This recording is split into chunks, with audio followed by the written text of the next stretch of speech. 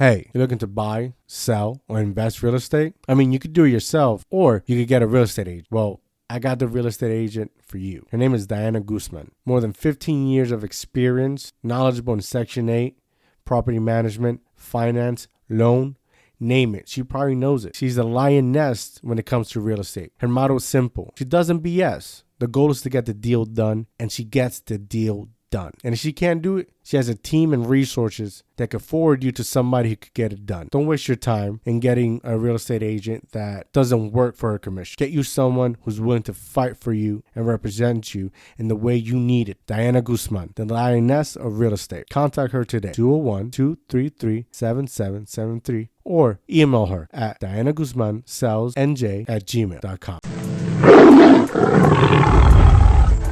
Welcome to another episode of DIOTALK. I'm Dio. Let's talk. My guest is coming all the way from Australia. You may have seen her on TikTok going viral on her Instagram. She talks about and educates the public on ADHD and autism. Ladies and gentlemen, welcome to Sam, Intense Motherhood. Thank you. I am really excited for this. I'm hoping to hopefully share some stuff that people haven't heard before. Not that anything I say is groundbreaking, but like the reason I do everything I do is to try and educate people. So hopefully we can shed some light on some things that people didn't know about. Yeah, I'm definitely looking forward to it because we get most of our information and knowledge through books or articles or what, doctors say word to mouth, but to actually meet somebody, going it actual through it, living it day by day is different than reading in a textbook or reading an article. Oh, 100%.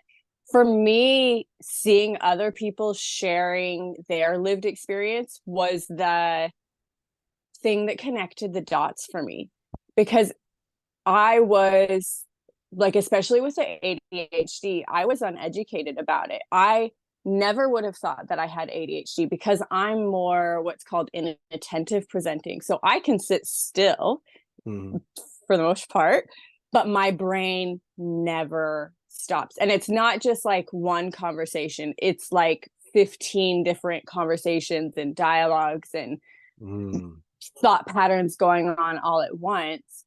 And so before I educated myself, I thought ADHD was like hyper little boys, like so many people do who are uneducated. Yeah. But then when I started seeing these other lived experiences of women my age who are also inattentive presenting, it was like, oh my God, this answers so many questions about my life that I didn't even know I had. Like, they were just things that I thought were just my own little idiosyncrasies, Yeah. But really, it's because of the ADHD. The ASD was something that I like long knew, so that wasn't so much a huge light bulb moment.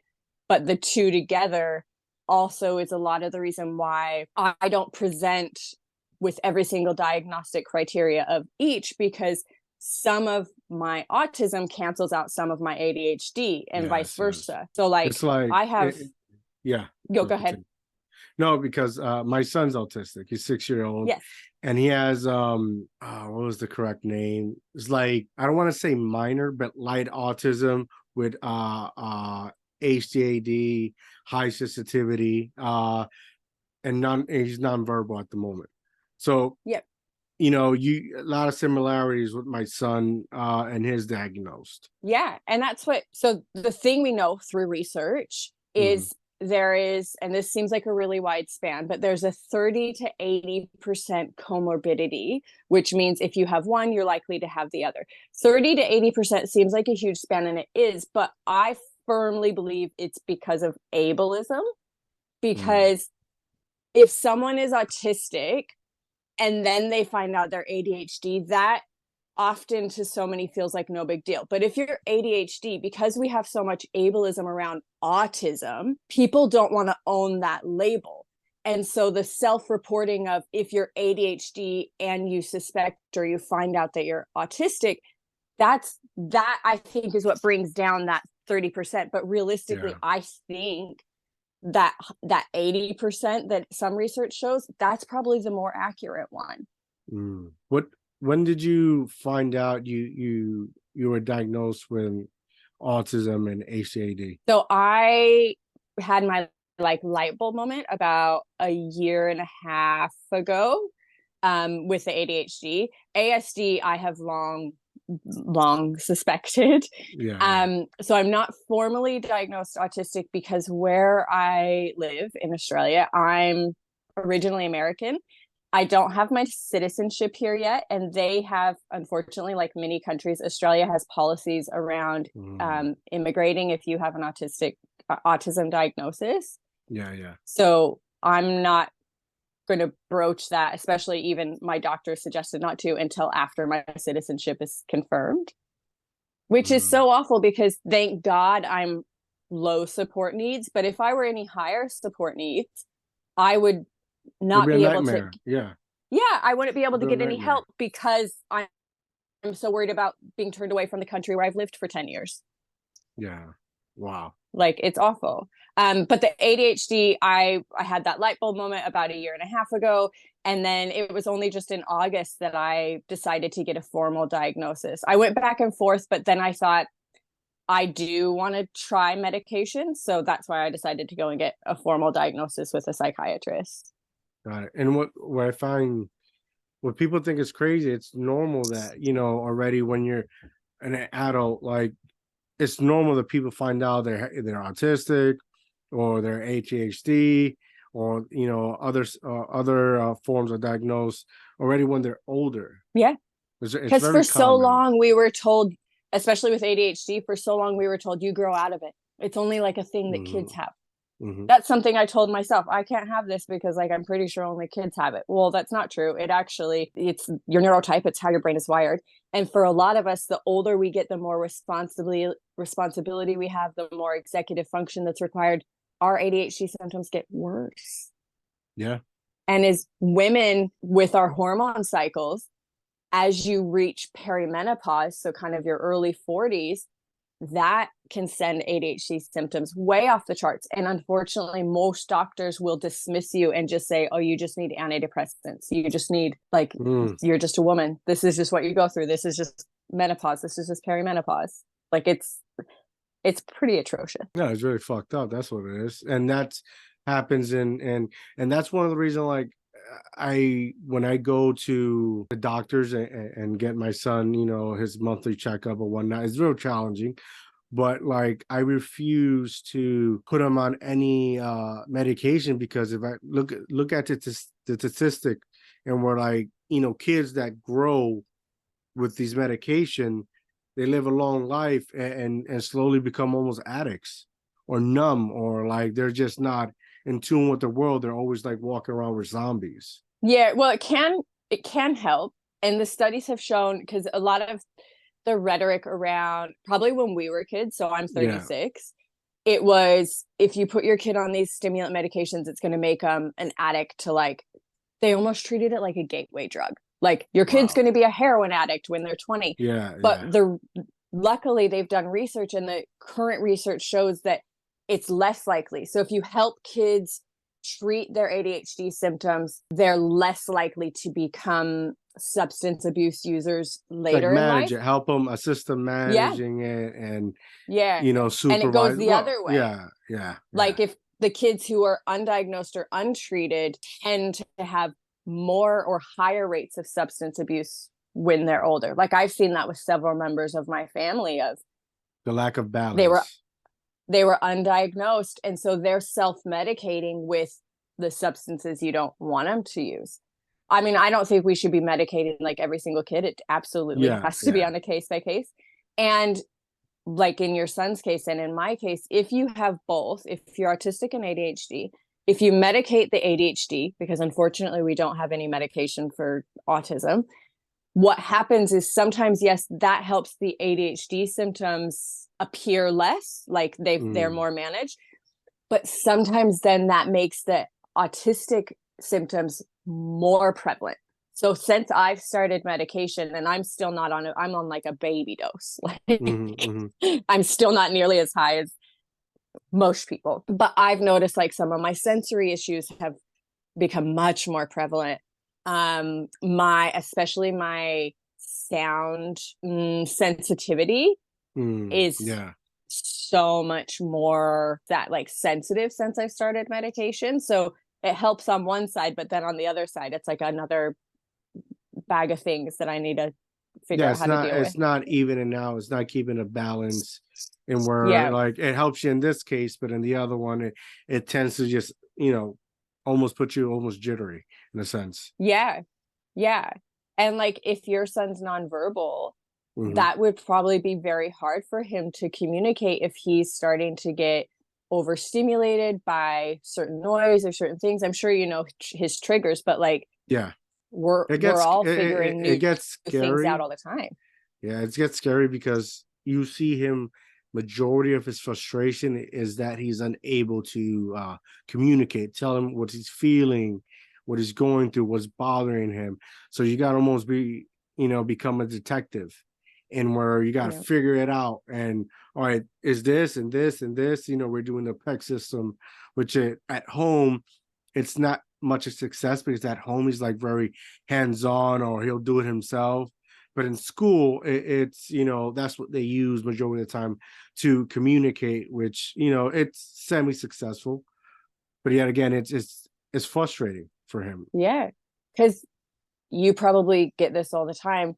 Most people's misconception is that if they're nonverbal, it means that they're not thinking it. But oftentimes they're thinking it and they get frustrated because they are nonverbal. They Yeah, can't communicate that as easily as you and me can communicate it. yeah, yeah, So just yeah. because he's nonverbal doesn't mean he's not thinking. I agree 100%. Um, I recently started doing some research, and where like ADHD can affect your memory. Have you had problems with that? Like, because you're so like you're and I'm gonna do the best to describe what I what I read, right? And like where you're so like looking left, everything it's gets your focus, and where your memory is short term, and where all right, there's a TV here, I'm watching something. Oh, there's a light here. Oh, like does that affect you in a way? Oh, totally. Totally. I so on one hand, that's where my autism helps cancel out the Mm, ADHD because things that you'll often see like reels or TikToks or whatever about people losing their keys in their phone. I've never done that because I have mm, meticulous systems about the keys go in this. So you walk in the door, you put the keys here. Like that's just yes. the system in my head. But I forget things that are, I notice if they're out of routine. So like, this is a weird example, but I have some like hand me down clothes that I'm giving to a friend that has a smaller child.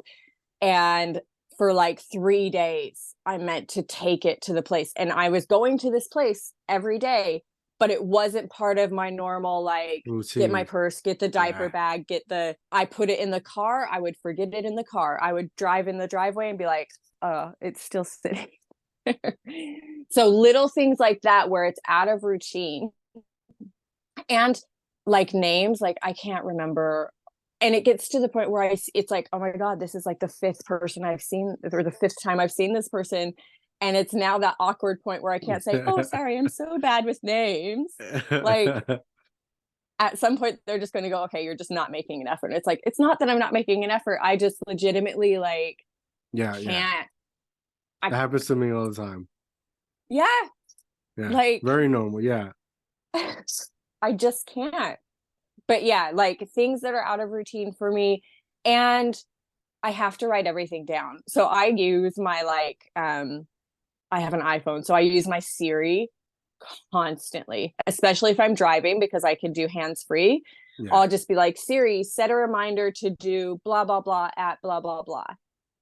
And that's how I keep on track. So I guess in that way I use technology to my advantage. Like if I'm home, I use our little, I don't know, hey Google thing. I'm constantly writing stuff down to try and remember. I'll have sticky notes all over, like, yeah, yeah. What is like what is one of the things that like doing your own research and educate yourself? Like, it's ironic, and where like you learn more about yourself doing your own education than what an actual doctor gives you. Yeah. They'll just give you like, hey, you're this. but it's like, okay, what does this mean? It's like you almost got to find your way in what you're being diagnosed to understand, because the little information they give you, and then they'll give you pamphlets, and it's so briefly what they say, but it doesn't really go Mhm. dive in deep. Like, so what is one of the common things or things that you find out that's like, oh my God, this is happening all my life, this is what I finally have? Like, how was that moment, or what is one of those common things you go through that you realize? Oh my God. There's so many.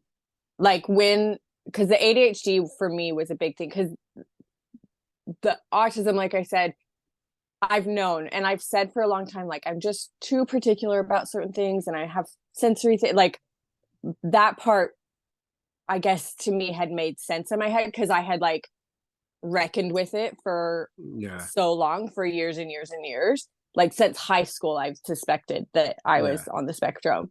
Um, but the ADHD was my big like, oh my God. So, oh God, everything. Like I can't get anything done unless there's a pressing deadline, not just a deadline. If you tell me it's due in 3 months, I'll be like, sweet, I will do it in 2 months and 30 days. But if there's a pressing deadline, and the overstimulation for me, Mm, like my brain, which I for my whole life was just told was anxiety, like it mm, was just always written off as anxiety. And then what I now know was burnout, so going through a cycle of burnout and then feeling better and then going back into burnout, all of those were always just written off as, oh, you have depression. But I'm like, but I'm not sad, I'm just like tired. But tired's not even the right word. it's Like like every part of me is, antsy. You're antsy, like it's so much going yeah, on, like I it's would just overwhelming. be, yeah, I would just be like that paralysis that you sometimes see in people's videos. That would be, I'm like, I'm not, I never had suicidal ideations when I was depressed. I never had where I was just like sad or crying all the time. I just felt numb, and like literally I would be like glued to the couch for days on end, and sitting there beating myself up like, come on, just get up, just go do something. You know the things you need to do. But I couldn't Yeah, muster, the motivation to get myself up. So that made sense with the ADHD. And a lot of just that, like having constant talk in my head, the what some people think of as like flightiness with my memory. Like all through school, I was a decent enough student. Like this sounds so, I don't know how to say it without sounding egotistical. Like I was smart enough to get by without doing much and getting mm, decent enough grades. But it was always that like not applying yourself, not reaching your full potential. Say like with homework, I would mean to do it as I was sitting there in class, and I would walk out of the room and go about my life. And it wasn't until I walked back in the room that I'd go, oh my God, I had like that paper that was due. And it just, so that's a big memory thing of, we have to really, really try to commit certain things to memory like that, the short term, the working memory. Um, so that's when I would use sticky notes and reminders and, all the rest of it, because otherwise, as soon as I leave that space, I forget. And it's not until I walk back in that space I remember, if that makes sense. no, yeah, And that would happen with work projects and everything else. Like it was part of the reason the last job I had, I burnt myself out, because I was so afraid of messing up. I was so afraid of forgetting things, and I had so much responsibility that I never turned work off. I would be the person on email on evenings and weekends because I was so afraid of messing up, because I knew I would forget something important if I didn't just yeah. constantly keep in that little hamster wheel. No, I get it. It happened to me several times. Um, before I started doing this, but for me, it was like the fear of people talking down to me or talking a certain way towards me, and I would find myself in these like, it's like, how do I explain it? And where my mind was racing with five different things. Oh, I gotta get this done, I gotta get this done, I gotta this done, I gotta get this done. I'm here sleeping next to my wife, and I'm on phone checking, reviewing, and mentally burying myself out, because I I would be damned if I was made feel like I did something wrong, or I lacked a certain thing, and it took a toll on me, like heavily. So I get 100% what you're saying. Yeah. And like, to not get too therapy about it, but there is probably an aspect of childhood in that, right? Like, as a kid, I was told I could do anything, but then I was held on such high standards that like I knew I had to meet that.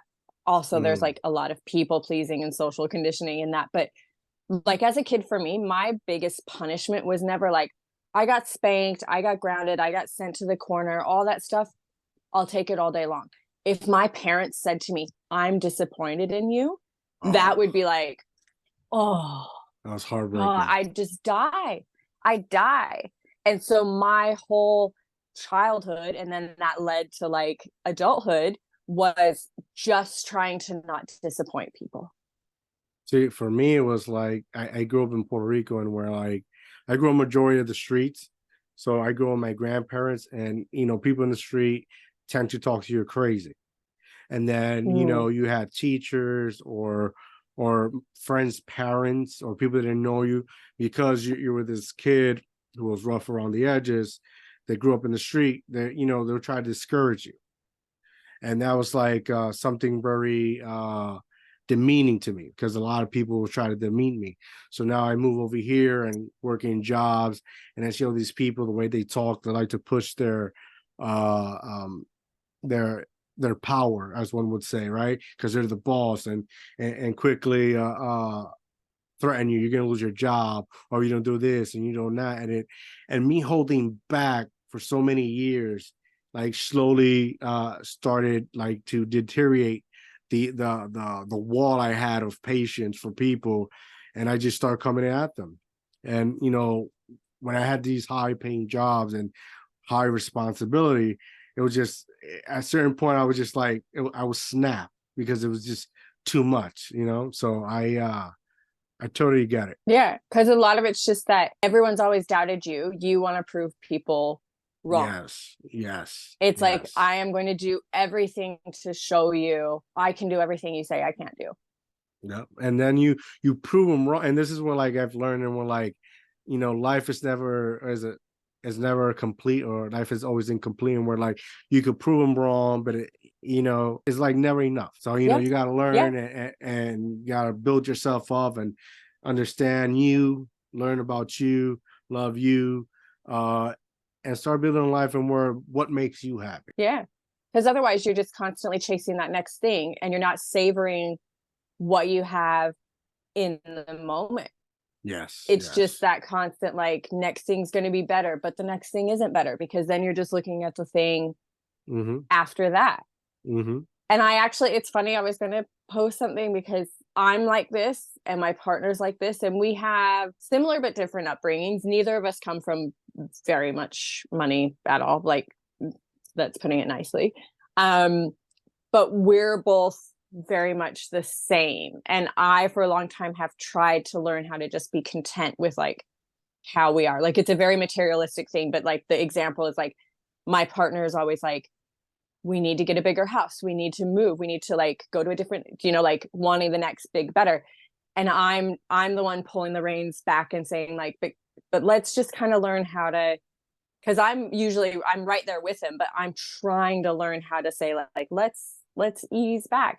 And I wonder, it's probably a bit of everything, but I wonder if it is an ADHD thing, like if it's more common in ADHD symptom in ADHD people, because that's a dopamine rush, right? Like Yeah, yeah, yeah, buying the next big thing is like a ding, ding, ding, ding, ding, ding, ding in your brain. yeah, yeah.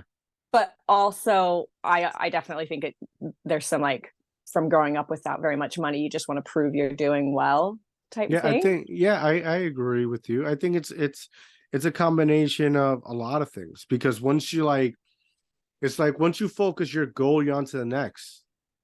You're like it's like what ACAD is, right? So like, that's something I'm in recent years I'm trying to take a step back, Because what happens with that, like your ADHD just focus on this certain goal, and because you want to get there, you're making a decision out of desperation. And where now Yeah, in my life, I try to establish and where I live between my means. Like you don't have to be wealthy to have a good life. You know, just yeah. have a good life. Have a good life. You know, I was speaking to my friend and he wanted to buy this big house, and I was telling him like, you know, the more the bigger they are, the emptier they get. You know, and you gotta like Mm-hmm. try to find a way where everyone needs to have money. You need to have savings in the bank, but because you want these goals and materialistic what the world promotes, like it's like having a job. It slowly burns you out as well, and now you're making Yeah, decisions that you shouldn't have, and it puts you in the back seat, which you always want to be in the front seat in a sense. So I think exactly. it's a combination of a lot. You just gotta try to balance it out and do the best that you can. Yeah, absolutely. Like, I don't know, I'm definitely to the point where in my mid 30s, I am trying to learn how to be content and to stop chasing the dopamine rush for certain Mm. things, and to almost find the dopamine rush in the smaller things. Like, it doesn't have to be a new house or a new car. Can it simply be like going and making the garden pretty? Like Yeah, yeah, really simple little things that have more than just the material benefit. Then, yeah, so that garden example, I'm outside, I'm playing in dirt and nature, and I'm getting fresh air, and I'm doing something physical. Like, it has so many additional benefits more than just the, yeah, you know, slot yeah. machine, ding, ding, ding. I get it. I get it.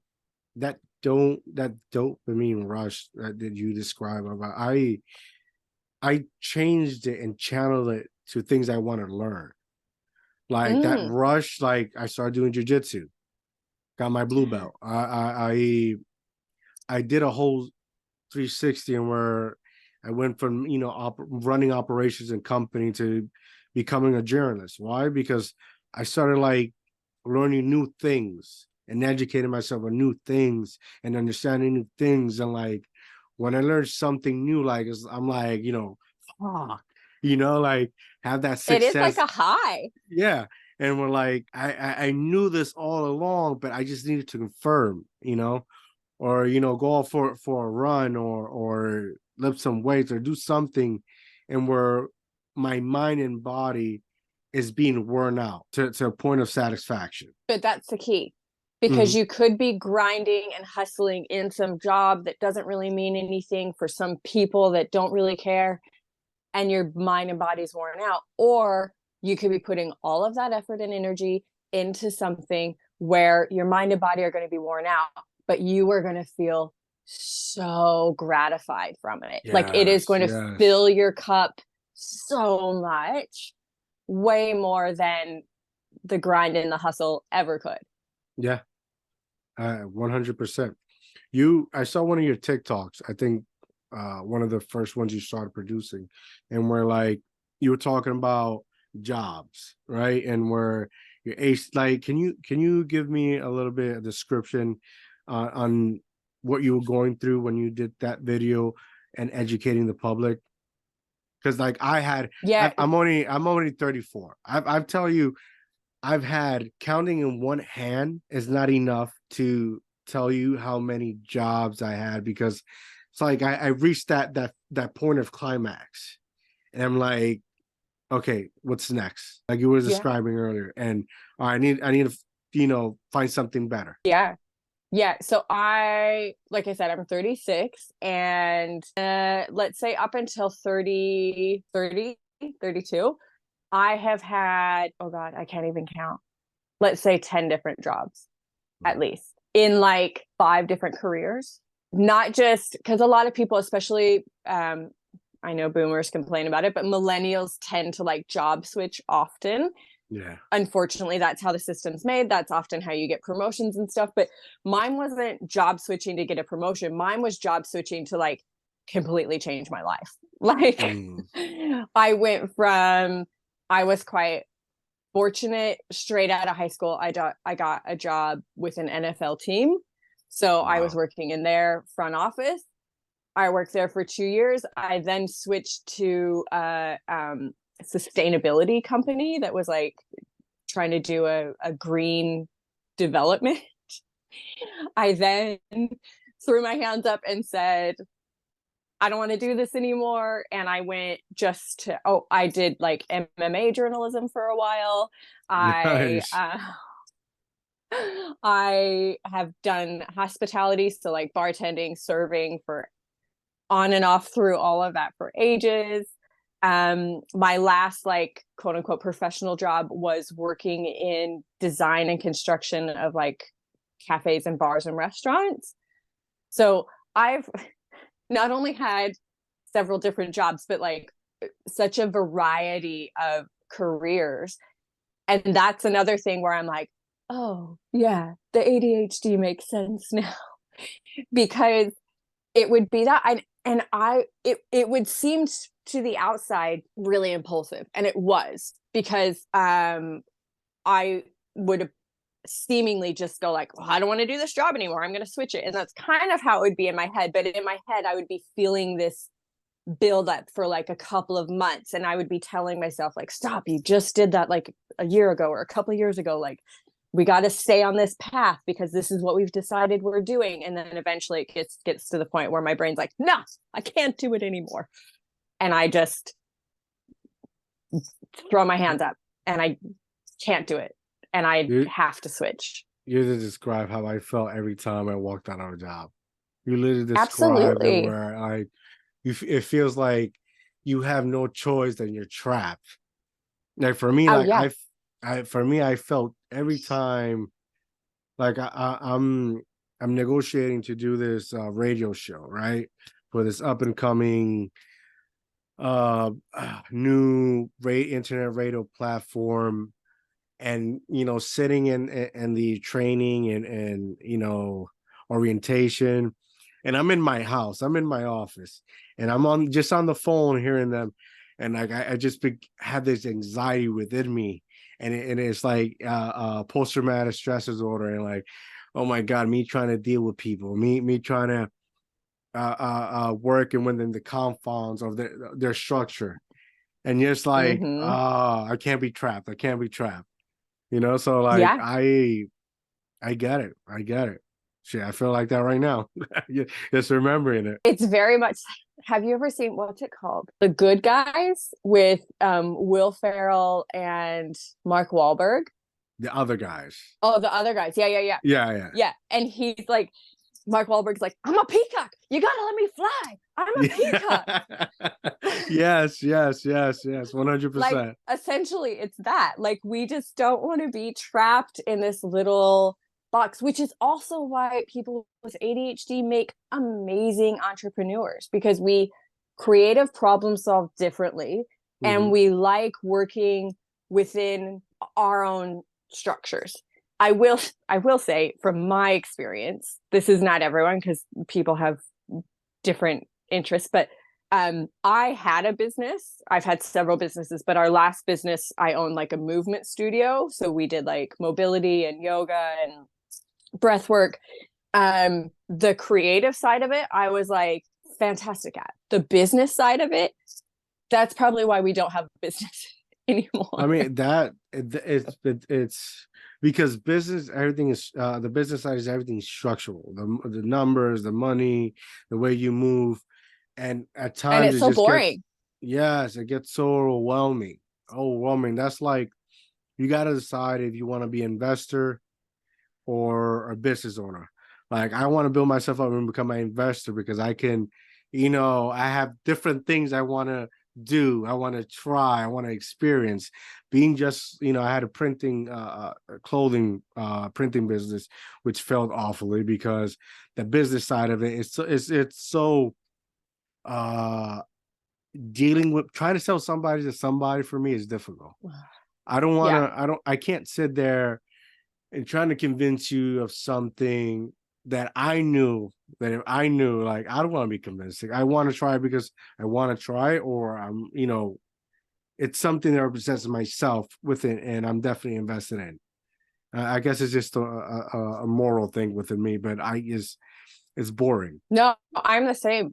That last professional, the design and build job, an aspect, I ended up working like almost every position at the company because the owner was like, you're really good, but I just don't know where to fit you. So I just kept doing different things because I was an asset in some ways. And then in some ways I was a liability. The way that I was a liability is because when it came to sales, I was like, they either want it or they don't. I'm not going to sit here and convince somebody. Yeah, very And white and black. yeah, and I didn't feel like, also there was a moral thing of like, you mark stuff up, and I was just like, well, Mm-hmm. that's not right. I don't want to rip people off. And he's like, it's See, just us making profit. And I'm like, but I see same it as thing. ripping people off. The same. This happens to me. The same thing you describe. It's what happens to me. I can't. Yeah. Now if I'm investing in something and I look at the profits, like, well, I want this amount. But it's different when you're trying to sell something to somebody that you probably know they Yeah. can't afford, and you're trying to, live from it. I don't know. I'm not a good salesperson, but I never Yeah. set I'm not myself to either. be one either. So I get it. I'm like, It's hard. if they want it, they want it. And if they don't, then like, meh. I tell my wife, she's a real estate agent. She often wants me, like, she wants me to work as an agent. I'm like, just pay me to do stuff. You need me to put signs in these places. You need something to pick up. You need me to something to build something. You need help on your internet creating a newsletter or advertising. Put me to do that. Yeah. Me talking to somebody on the phone for hours, trying to convince them you should invest here, you should invest there, or this house is for you because this works between you and me. It doesn't work for me. It doesn't. I Yeah. can't. It doesn't work for me. I can't do that. And So can I ask, you yeah, know, your son is autistic. yeah. Do either you or your wife know or think that you're neurodivergent in any way, autistic, ADHD, anything? Uh, I think she suspects the same as I. I wasn't that different from my son growing up. Like I had trouble pronouncing words and whatnot. And it could be that, or it could just because I grew up with Spanish and English heavily, but You've always had Spanish, both. yeah, but Spanish for some reason came very easy for me from writing and reading and speaking than English, because English have, words with letters that doesn't even go, in the word. Yeah. So, just for in Spanish, everything for me went very easy growing up. But that could be why I had so much speech, And then as I got older, went to puberty, my voice changed. That made it even more difficult. Um, I have an uncle from my father's side who's autistic. I have I want to say he's 11 or 11, 12, 13, nephew that's autistic as well. So it's very, very common within my families. I suspect that other members have either autism or ADHD, but there's just, there's an individual who doesn't care about those things. It's just, but yeah. Well, and for so long, there's so much stigma that you would only know, like I assume with your uncle, he would probably be a bit higher support needs if you know that he's autistic. Mm-hmm. Yeah. But Because he, for older generations, yeah. a Yeah. lot of the time for older generations, you don't know unless they are, because like me, I'm quite low support needs. I'm also Mm-hmm. highly masking. So I taught myself through growing up how to hide a lot of my stuff. Mm-hmm. Mm-hmm. So you wouldn't, like, I have people say, well, you appear very neurotypical. And I'm like, that's like literally the point. It's a survival mechanism. Like, Yeah. Yeah. I have to appear that way. Yeah. And you know Yeah. what's crazy? Going through my research, there's a lot of people that confuse autism with Down syndrome. Oh my Like, God. there's Facebook ads that are dedicated for children with autism, but their spokesperson is Down syndrome. And but they I later learned, and where like autism comes in combinations. Like you have children with ADHD, you have children autism and Asperger's. It's a combination of stuff. But my son, you look at my son, he looks like a normal kid. They expected him to be like, Mm. he looks normal, like his face, or resembling almost a child of Down syndrome. And I think that's kind of effed up, that you're already assuming that's what's that. It's so many different levels, and that's just the lack of understanding and the knowledge that's out there. Absolutely. Like we, unfortunately, the public as a greater kind of whole is so poorly educated about most things neurodivergent. So Down syndrome falls under that neurodivergent umbrella, but it is something completely different than autism, than ADHD. But the general public is so ill-informed about how these things present Mm-hmm. that it's I don't know, it's a shame, because it also then leads to, I get these comments sometimes on like my different videos, and I now just ignore them, or sometimes I feel like being a troll back, but like, oh, Good, good. you don't look autistic, you don't look, blah blah blah. It's like there is no look to it. It's the way our brain is wired. There is no Yeah, look yeah, to it though. I can line 30 people up, and you could not pick out, if they're just standing there, you could not pick out who was autistic, who was ADHD. Like yeah, there is no look. Like if it was, then probably there wouldn't be so many of us who have gone our whole lives not being diagnosed. Like it's unfortunately not that easy. yeah, yeah. And that's We and don't have that's this marker. yeah, that's I find that, like, and that even that sounds so offensive, because that means Oh my God, yeah. like if you have to look like a Down syndrome, and that's a different type of disability, and that's each one deserves their own respect and sympathy. And I think people categorizing and judging, like, it's like depression. Like, just because somebody is smiling at you, the first thing they'll say, oh, he doesn't look depressed. Why is he Yeah. sad?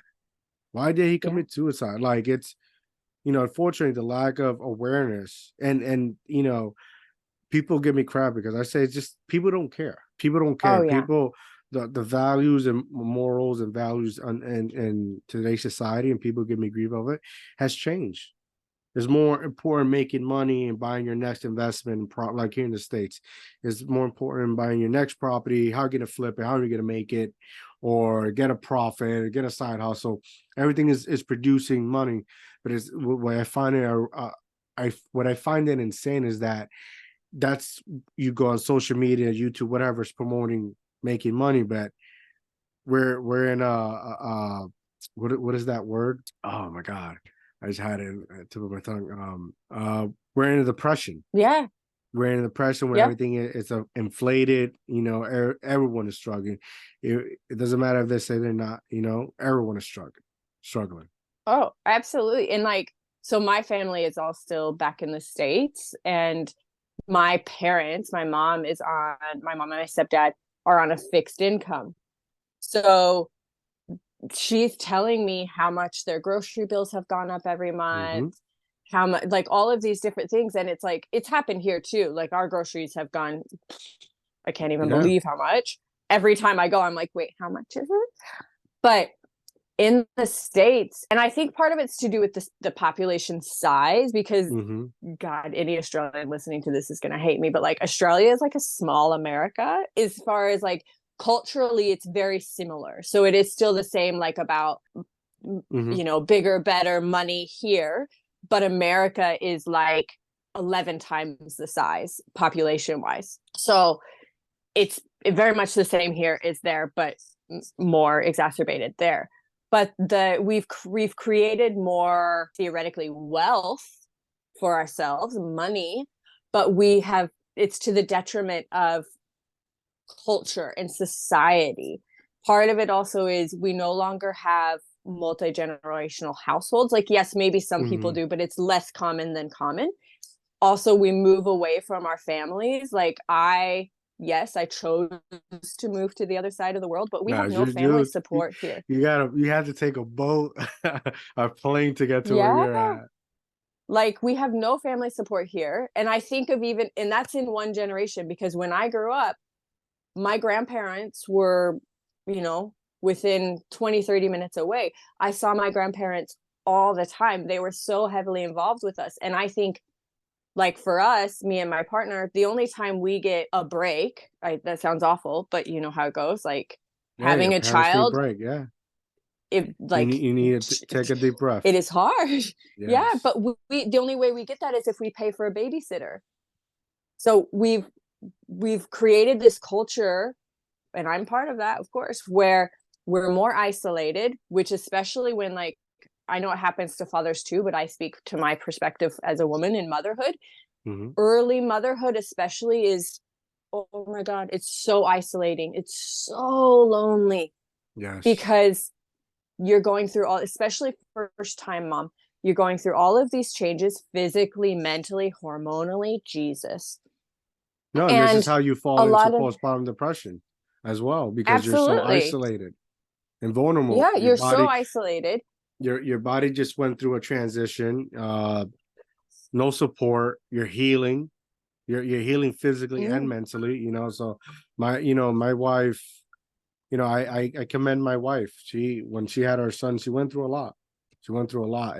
So I get what you're saying. It's so isolating. And that's just like on a micro, zooming in. But as a culture, we're so isolated. If you look at older people in our culture, like in areas where there are still multi-generational and they're living healthier longer, they don't have retirement homes. They Mm-hmm. have grandpa goes and moves in with the younger family, and the younger Mm-hmm. family takes care of them. There's pros and cons to that, of course, because then that's like, someone else to take care of for my age people. But Yeah, yeah. it's we have created this silo culture where we're also isolated. And then, like you said, people don't care to educate themselves unless it directly affects them. Like, okay, unless you have, let's say, a child with autism, people don't go out and go, you know what, I'm going to teach myself about autism today Yeah, until yeah. they have to. And then you have to actually find individual who have children with autism, family with autism, who are firsthand living with it to find understanding, to find Oh, support. yeah. Like um I first realized it when I started doing jujitsu. I think it was 2 years, and where every time, like every Friday, there was always invited me out, and I got like this reputation, and we're like, oh, he never wants to go out, he never wants to do this, and you're like, if one day I was like, yeah, I got a special need kid at home, and first I'd rather spend time with my kid than you. That's Mm-hmm. I'll say that to anybody, but it's like I've told you numerous of time why. And sometimes I wouldn't even seek validation or understanding, just a statement I'm telling you. And Mm-hmm. that showed me, and we're like, these are people my same age, and where the only thing they have is a credit card debt. They have no kids. They're in their 30s, going to be married, right? Having that 30, building that their life up. I've been married at that time, what, 7 years already had a child. So like that gave me a very impression, because people my age that you just don't care. I could say it 20 million times. It's like, if it's not happening to you, you're not going to worry about it. Yeah. Unless for some reason, it has to affect someone in some way, whether it affects their job, whether it affects, whatever. It's people don't just bend over backwards to try and understand someone else's Yeah, situation, unfortunately. yeah, correct. And this is where, like, I stopped trying to educate, or feel like I'm pushing people. And it's autism. No, you're either in or you're out. And I do my I have my interviews with other individuals who have experience with autism, and whoever watches the show gets to educate themselves. Like, I had this lady, I think somewhere in Africa, I think it's episode 33, and where she was telling me her experience with autism, and we're like, when she was a kid, there were children. Now that she's older, she realizes that kid had autism, but they treated those kids as they were cursed, and then would lock them in the basement and treat them like if they were possessed or something. And doing her research, because she started on nonprofit and educating herself, was like, she has had autism. Mm-hmm. That's so It is crazy. funny once you learn. I look back because I'm from Idaho originally. So it's like very rural, very conservative. And I look back now and I can like pick out the kids like, oh yeah, he was autistic. Yeah. Oh, that kid had ADHD. Like once you learn more about it and you Mm-hmm. educate yourself, but at the time you're just going through, it's like, oh yeah, he's just obsessed with dinosaurs. Like knew every single type of dinosaur ever, and what period they were from, and it's like, no, that's not just a normal developmental thing that children go through, but people, they just don't, yeah, they don't educate themselves. It's I keep thinking about, you were saying with your speech between Spanish and English, and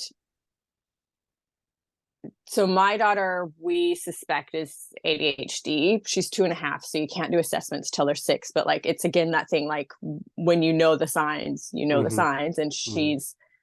she is very ADHD. But she has been, of course, so many parents say that she has been my biggest teacher with so many things, and speech has been one of them. So I took Spanish in school for like 4 years. I should be way more fluent than I am, but I am not. I am not. But part of what I always struggled with was sentence structure, because sentence structure in Spanish is different than English, right? Yeah. What I have noticed though with her learning how to talk, when you first learn how to talk, this is like an English speaking kid, her sentence structure is more like Spanish. Mm. So I've been doing like brushing up on my Spanish, just keep my brain engaged somehow. And you would say um like you say the no before the thing. So like no es bueno, like Not not is good. good. Yeah. Yeah. And for her, she's, and like English speakers, when they learn how to talk, they say it more like a Spanish structure. So Mm. they say like no have bottle, no, like Mm-hmm. they say it more like Spanish. So it's interesting to me that you struggled with those, because probably your head was more stuck in the Spanish sentence Yeah. structure. I always say that because in Spanish, everything's like right, A, E, O, those letters. Oh yeah, all So, the vowels. Yeah. yeah, the vowels. There you go. Right. And when you say something in Spanish, you put arroz, rice. That's exactly how you're hearing it is exactly how it's written. So it's ARRO, arroz. Yeah, ARRO, right? Arroz, Yeah. rice. So in English, it's not like that. In English, like you can say a word, but it's not written how you're saying it. Yeah, half the word might be silent, Yeah, or it's like yeah. the Django. The D is silent, right? So like um so in Spanish, everything was so easy for me because exactly how I said it, it was exactly how it was written down, and that just for me it just made sense. Yeah, I do think it is one of those things that like whether if it just clicks, it clicks, Yeah, and if it just makes sense in your brain, it just makes sense yeah, yeah, in your brain. yeah. I agree 100%. So what's next? What are you trying to do with your sharing awareness of your journey and whatnot? Yeah, so at first, I just wanted to share, like I learned so much through seeing other people's lived experience. And once I started connecting the dots and I had that light bulb moment of like, oh my God, like actually ADHD in women is so much different looking, and autism in women is so different looking. Not that, I don't know, there's this saying that keeps going around lately, right? Of like, if you've met one autistic person, you've met one autistic person, because we all present so Mm-hmm. differently. Mm-hmm. And people try and like downplay, like, oh no, my nephew is autistic and you're not anything like him. And it's like, yes, because I am not like a Oh my little God, I hate 10-year-old little I hate boy. those people. Like, Yeah. yeah, but people just, it's that they don't educate themselves. They don't know, right? But once I started educating myself, it started first with self-educating and then self-advocacy, like going to my doctors and saying, hey, I think that I am this, and like, here's the reason why. And then, I don't know, maybe because I have ADHD and I'm an oversharer, it was this like literal compulsion of like, I need to share this with other people. I need to put what I'm going through out there, because for so long I felt so alone. Like, yes, in early motherhood. And I put out a video the other day trying to talk about the difference between postpartum depression, anxiety, and ADHD. So for me, I was being treated for postpartum depression and anxiety, not with medication, because I don't have great experience with antidepressants, but I was doing group therapy. I was seeing a psychologist. I was doing counseling, like all of those things. And I saw these women around me seemingly getting better, like coping and dealing better. And for me, the older my daughter got, the worse all of my symptoms got. And that's when that ADHD clicked. I was like, oh yeah, this is why, because now my demand on my executive functioning and memory and everything else has gone so much higher than before I had a kid. And I didn't have the time to do all of my coping mechanisms. Whereas in the past, before her, when I was starting to feel run down, I would just take a day and watch Netflix all day and chill out on the couch and like do nothing. Well, when you have a baby, you can't do that. Yeah. Add in not sleeping very well. Like the height of where I was having meltdowns almost every day, where I was having outbursts. So like I have really poor emotional regulation, which is another both ADHD and autistic thing. Double bingo there. I was having outbursts. So my partner would come home from work and I would just be like, ah! And he's like, whoa, what is going on? Because I just couldn't regulate myself. I still struggle with it, but it's getting better. But the height when all of that was at its peak was also when my daughter was sleeping her absolute worst. So she was waking like every 20 to 60 minutes all night long. So I never was getting going sleep deprivation. Sleep deprivation. Yeah. So sleep is like so paramount for neurodivergent people, like for everyone, yes, of course, but especially for neurodivergent people. And I say trying to break the two apart, and it's hard because, right, when you have ADHD and autism, they're so intertwined. But for me, for my autism, when I sleep, all of that sensory stuff gets smoothed down and I kind of like reset on that way. And on the ADHD side, when I sleep, like the emotional regulation levels out, because obviously you're asleep, your nervous system calms down. My memory kind of like saves what it needs to, blanks what it doesn't need to. And that executive functioning, like so that lives in the prefrontal cortex, all of that just gets a chance to like come back to baseline, which is why sleep is so paramount for us. But when we're not getting good sleep, when we're not getting quality sleep, those things never have the chance to reset. So you're going day after day after day, never coming back to baseline.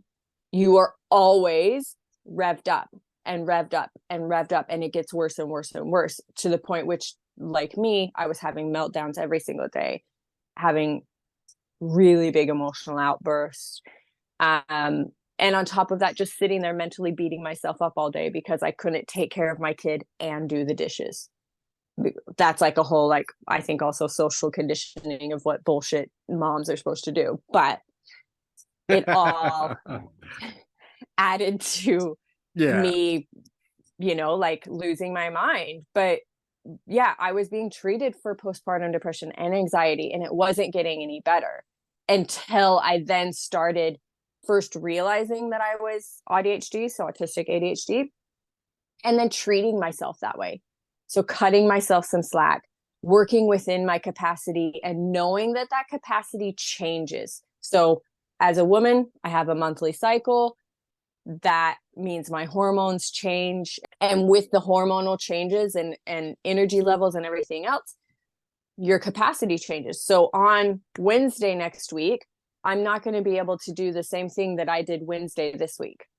Yeah. Like, it is all so different, which is why I think it's really important for people. I get so many people saying like, I don't know if I want a diagnosis, or the wait times are so long in certain parts, or they live somewhere where there's no one who can do a diagnosis. And I say, like, medication can be great for ADHD, but the first and most important thing is just start treating yourself. If you really do believe that you're ADHD or you're autistic or whatever type of neurodivergent, start treating yourself that way. Make accommodations where you can. Start working within your capacities. Start trying to understand your triggers and your sensory profile. That's a really big one. Yeah, when I feel overwhelmed, I tend to Google, what am I feeling? Mhm. This is how I began to, my wife, if you ask my wife, she's always telling me this, but like, until I was able to accept it, and we're like, I Googled like, what do I feel this at work? Why do I get this? And understanding myself better.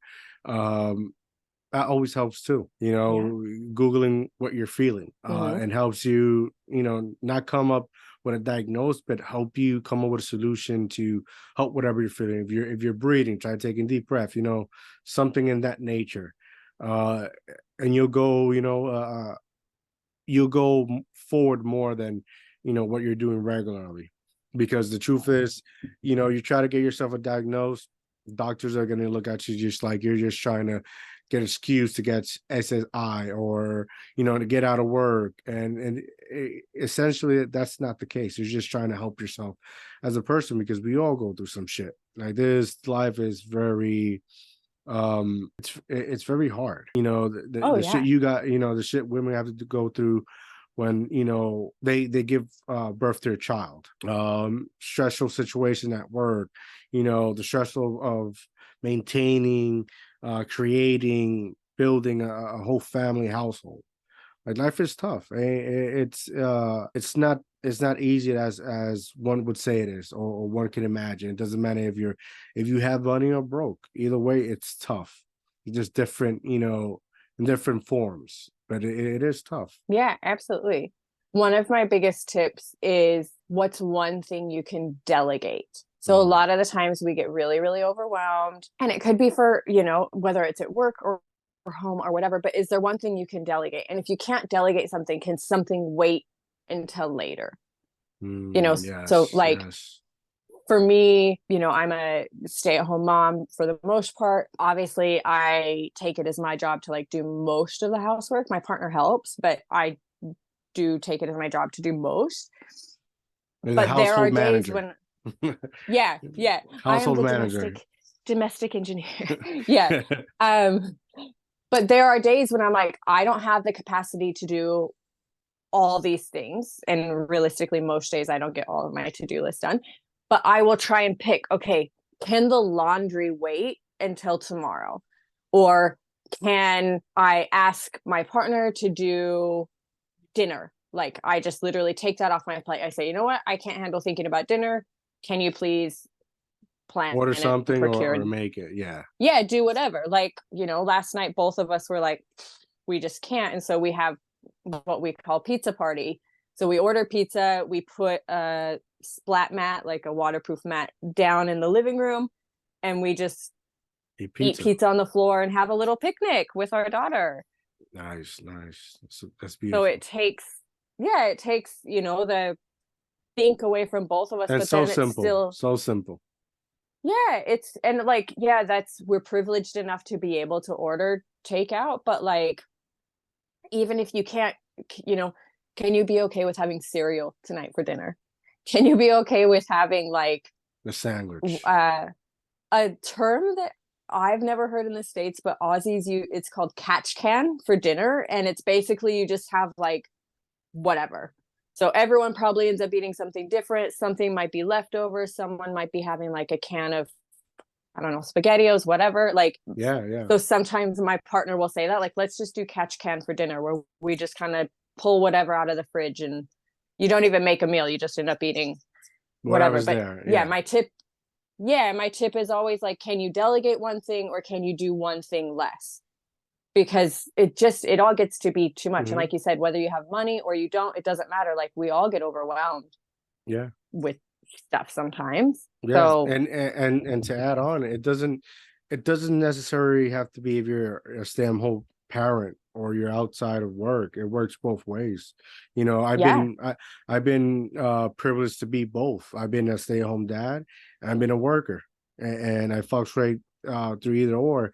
And even when I was at work, I used to delegate too.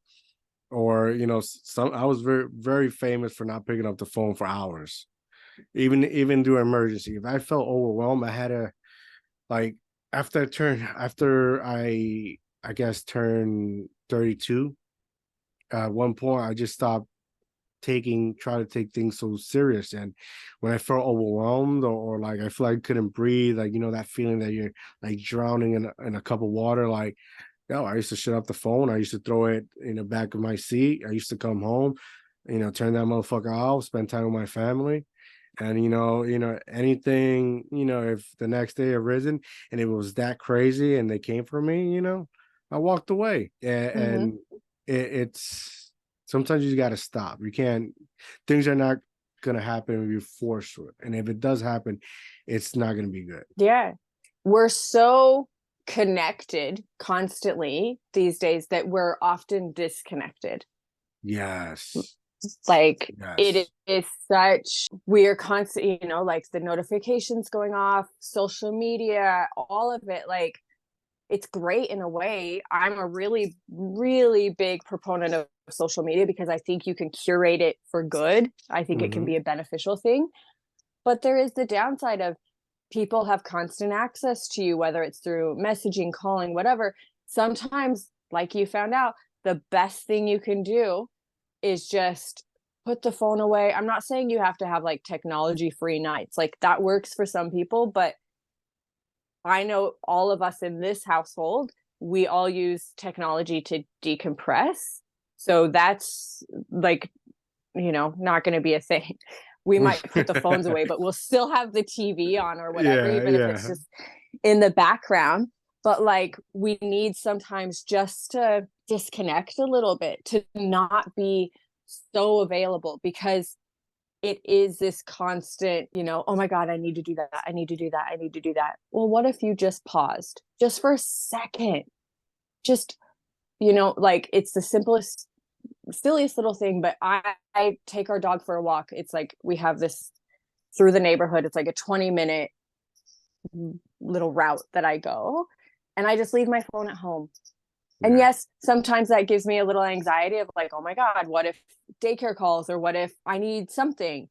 But I know I need that time to like not be looking at TikTok, not be, like all the things, just being out in nature. Like even if it's 10 minutes, go sit outside, whether you live in a city or rural or whatever, just go sit outside and look at the sky and take a couple of breaths and just like allow yourself to try and get a little closer to baseline. I agree 100% with it. I want to ask you before we go, if you had one word of advice that somebody that feels they might have these diagnoses, and they're afraid to just start researching or get diagnosed, what advice would you give them? Ooh, so first, you're not alone, because so many people feel that. I, for a long, long, long time, felt that. I gaslit myself and said, "Oh, there's no way I'm these things," um, and it can be really lonely. So, like, if you're like me and an oversharer, just start talking about it. I just started telling people that I would see, like, at that time of my life, still is, to be honest. Most people I see are through like moms groups. And I would just say, oh, like I'm ADHD or I'm AuDHD. One, it really quickly weeds out the people that you just kind of don't, but it Mhm. also really quickly finds the people that you're like-minded and you're going to like jive with. So it's always, sorry, it's always nice to have someone that you can share that with, but be your own advocate. That's like my biggest to everybody. Doctors don't know everything. They try and tell you they do, but they don't. And if you think about it, it's impossible. Like, unless you go to an absolute specialist who, like my psych has done ADHD research for 30 years. I trust he pretty well knows what he's talking about. But my GP, so here it's like primary care practitioner, is just called a general practitioner. My GP, she has to know a little bit about so many things. There's no way she can specialize in ADHD, Yeah. or whatever. So when I suspected these things, I went with a whole list, 3 pages. backing myself up, because I'm also someone, I don't like confrontation. I, as soon as someone kind of, it's not even confrontation. Like if a doctor's like, no, that's not true. I'm like, oh, okay, never mind. Yeah, I don't know. So I went bolstering myself up, going like, I know myself best. I've had this life experience. I know what's going on, being my own advocate. And so you have to do that because no one else is going to do it for you. And you know your lived experience. Yeah, they might go, oh, you don't appear autistic. You don't appear ADHD. Okay, well, one, you're seeing me for like 20 minutes every couple of months, tops. Yeah. But you know your lived experience. So be your own advocate. Keep lists of traits and characteristics and even scenarios of like, you know, like that, like, oh my God, I've lost my keys 5 times in the last 2 weeks. You know, those type of things. Be willing to go to bat for yourself. Or if it's for your kid, be willing to go to bat for your kid. Yes. That's like the only time that I do push back about stuff. That's when my like mama bear comes out. And Yeah. if it's something for my kid, I'm willing to like go to war with anybody. Yeah. But you have Yeah. to do that for yourself too. Yeah. And another thing, you gotta, when it comes to these doctors, you gotta improve your argument, because a lot of, they want to brush you away and think you're a hypochondriac, that you always have something going on. Don't let nobody disrespect you. Improve your argument and improve it so much, and where they have no ifs or buts, and they have to listen to you.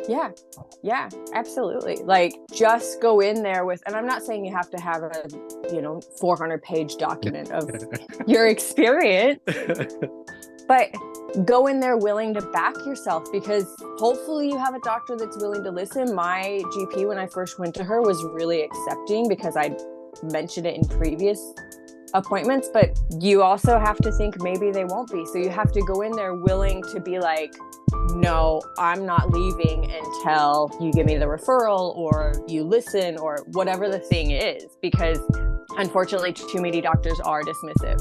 And on that, I say do research to try and find doctors who are neurodivergent affirming. Boom. There you have it, guys. Before we go, tell the people where they can find you at. So TikTok and Instagram, it's the same on both platforms. It's Sam Attempts Motherhood, all one word. It's me sharing my journey of being an AuDHD mom, trying to figure it all out. And hopefully, if I can get myself together, also starting a podcast and a few other educational tools coming up. Boom. There you have it, guys. I highly recommend go follow her on TikTok and on Instagram. She's highly educational. I learned a couple of things about myself just looking on her reels. So go do that. Make sure you go on YouTube, DIOTALK TV, like and subscribe. Go follow me on Instagram, Mr. Dr. 510. Come on, guys.